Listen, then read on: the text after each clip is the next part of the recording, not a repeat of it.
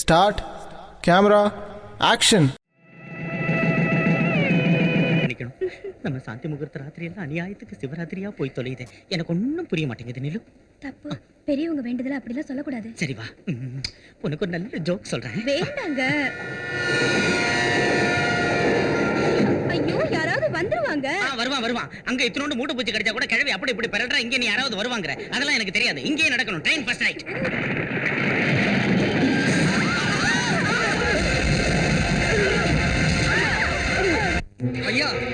ஐயா, நீங்க கட்டின ரயில்வே பாலம் இடிஞ்சு விழுந்து ரயில் கவிழ்ந்துடுச்சு.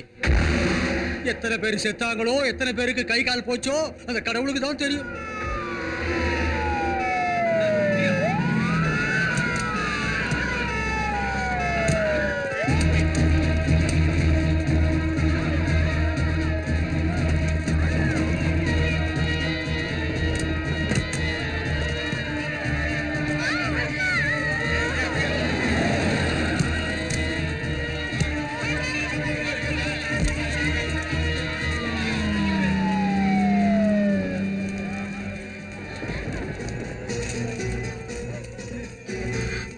நீலு, அக்கா, அக்கா.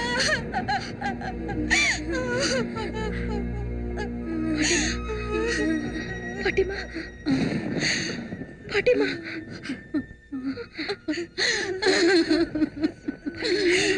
வந்துட்டீங்களா அம்மா? உங்க எல்லாரையும் பாக்குறதுக்காகத்தான் நான் இன்னும் உயிரோட இருக்கேன். பாட்டி, அவர் எங்க? உங்க கணவருக்கு ஒண்ணும் ஆகல. அவர் ஆபீசர் வந்து அவர் அழைச்சிட்டு போயிருக்காரு. என்னங்க என்ன விட்டு போயிட்டீங்க? அம்மா, அம்மா, அம்மா.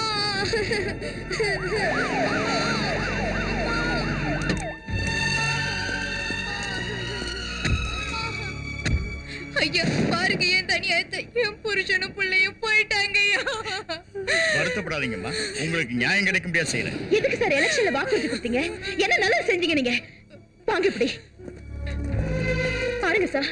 கூறு புடவையோட மஞ்சள் குங்குமத்தை எழுந்த இந்த கல்யாண பொண்ணு பாருங்க. அவளுக்கு சுமங்கலி கோலத்தை உங்க கவர்மெண்ட் எப்படி கொடுக்க முடியும்?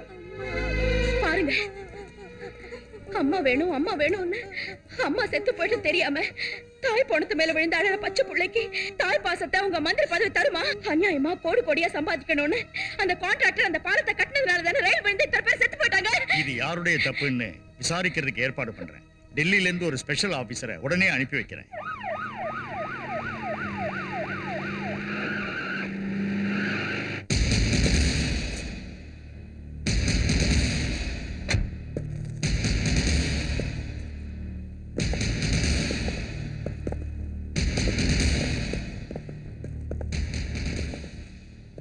மிஸ்டர் ராஜன் சார், எல்லா பில்டிங்குக்கு சீல் வைங்க.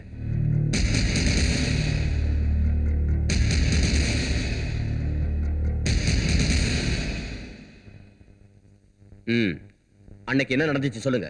அந்த நேரத்துல ட்ரெயின் ரொம்ப ஸ்பீடா போயிட்டு இருந்தது. நான் கதவு பக்கத்துல நின்று இருந்தேன். திடீர்னு சகப்பு சட்டை போட்ட 4-5 பேரு நக்சலைட் பிரதர், அவங்க ட்ராக் பக்கமா ஓடி வந்தாங்க. அப்ப டாம்னு சத்தம் கேட்டுச்சு. பாலம் இடிஞ்சு விழுந்துருச்சு. பாம்பு அடிச்சதுனால தான் இது நடந்துச்சுங்கிறீங்களா? டாம்னு சத்தம் கட்ட அது பாம்புன்னு தானே அர்த்தம். Mister Kanagaraj, C mister Kasinath, பாம்பு வச்சா பாலம் வெடிச்சு தானே போகணும், பின்ன இடிஞ்சு விழுந்துச்சுங்கிறீங்க. சொல்லுங்க, பாலம் வெடிச்சுதா இடிஞ்சுதா? பாம்பு வெடிச்சதுன்னு சொன்னா 500, பாம்பு வெடிச்சதுன்னு சொன்னா 500, பாம்பு வெடிச்சது. பணம் கொடுத்து பொய் சாட்சி சொல்ல வைக்க பாக்குறீங்களாடா? வாங்கம்மா. வணக்கம் ஐயா. நக்சலைட்டுங்க பாம்பு வச்சதுனால பாலம் வெடிச்சதுன்னு சொல்ல சொல்லி இவங்க எல்லாருக்கும் தலைக்கு 500 ரூபாய் கொடுத்தாங்க. ஆனா எனக்கு ஒண்ணும் கொடுக்கல. நான் என்னங்க சொல்லணும்?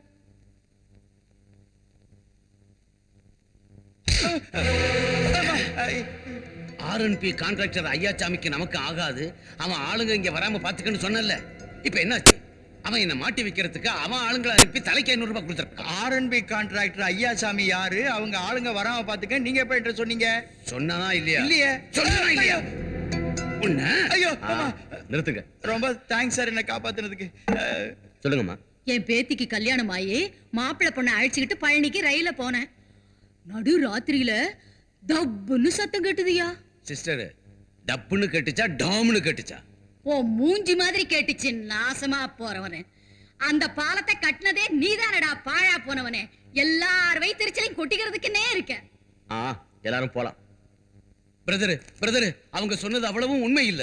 அப்ப கொஞ்சம் உண்மைங்கிறீங்க. இல்ல, இப்ப என் விரோதிங்க கொடுத்த தப்பான கம்ப்ளைண்ட வச்சு என்ன அவமானப்படுத்திட்டீங்க, ஆஸ்தியை சீஸ் பண்ணிட்டீங்க. சீஸ் பண்ண உங்க ஆஸ்தியெல்லாம் திரும்ப கிடைக்கணும்னா 24 ஹவர்ஸ்ல பாலத்துக்காக 6 கோடி ரூபாய் டெபாசிட் பண்ணி ஆகணும். இல்லைன்னா உங்களுக்கு அரெஸ்ட் வாரண்ட் இஷ்யூ பண்ண வேண்டியிருக்கும். டேய் பிரகாஷ், டேய் அசோக், ஹாய். எவ்வளவு நாளாச்சு உன்னை பார்த்து? ஆமாண்டா.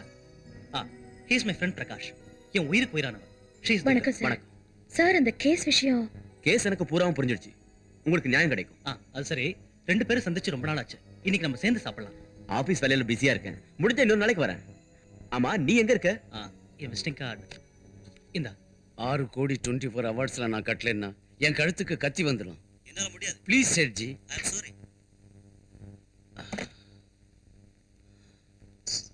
ஐயோ போய் சொல்லுங்கடா.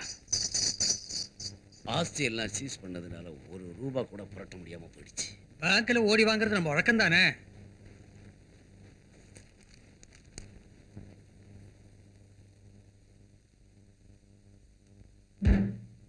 இந்த டினாமினேஷன்ஸ் கம்ப்யூட்டர்ல ஃபீட் பண்ணுங்க. சரிங்க மேடம், உங்களை பார்க்கறதுக்காக கான்ட்ராக்டர் கனகராஜ் வந்திருக்காரு.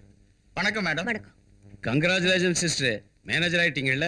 இதுக்கு முந்தின மேனேஜரும் இவரும் ஸ்லேட்டும் குச்சியும் மாதிரி சேர்ந்து இருந்தவங்க தெரியும்ல. உங்க உதவி தேவை. பேங்க் பணம். லோனா கோல்ட் ஏதாவது கொண்டு வந்திருக்கீங்களா? கோல்ட வச்சா என்ன பிரயோஜனம்? பேங்குக்கு வட்டி வரும். என் பிரெயினையே வைக்கிறேன். என்ன சொல்றீங்க? ரிசர்வ் பேங்க்ல இருந்து 8 கோடி வந்திருக்குல்ல சிஸ்டர். எப்படி உங்களுக்கு தெரியும்? அந்த பணம் இந்த மாசத்துல விவசாயிகளுக்கு பட்டுவாடா செய்யணும்னு தெரியும். அது வரையில உங்க லாக்கர்ல தான் இருக்கும்னு கூட தெரியும் சிஸ்டர். அனாவசியமான விஷயங்களை பேசுறீங்க. இல்ல சிஸ்டர், பேங்க் ஸ்டாப் யாருக்கும் தெரியாம நீங்க 6 கோடி தந்தீங்கன்னு வச்சுங்க. கோடிக்கு லட்சமேனி உங்களுக்கு 6 லட்சம் தந்து அந்த 6 கோடியை திரும்ப 1 வாரத்துல உங்க லாக்கர்ல வச்சிடுறேன். Get out. மறுபடியும் யோசிங்க சிஸ்டர். இதுக்கு முந்தி இருந்த மேனேஜருக்கு நிறைய பணம் கொடுத்திருக்கேன் இந்த மாதிரி லேவாதேவில. So what? I don't care. முதல்ல நீங்க இங்கிருந்து போல நான் போலீஸை கூப்பிடுவேன். பியூன் வந்துருங்க. ராக காலத்துல புறப்படும் போல இருக்கு. ஐயா, நீங்க அரெஸ்ட் ஆயிடுவீங்க இல்ல? 1977ல எமர்ஜென்சினால இந்திரா அம்மா தோத்து போயிட்டாங்க. அதுக்கப்புறம் என்னாச்சு பிரதர்? 1980ல பம்பர் மெஜாரிட்டில ஜெயிச்சாங்க. அங்க வெற்றிக்கும் தோல்விக்கும் 3 வருஷம் வித்தியாசம். இங்க சிங்கிள் நைட் டிஃபரன்ஸ்.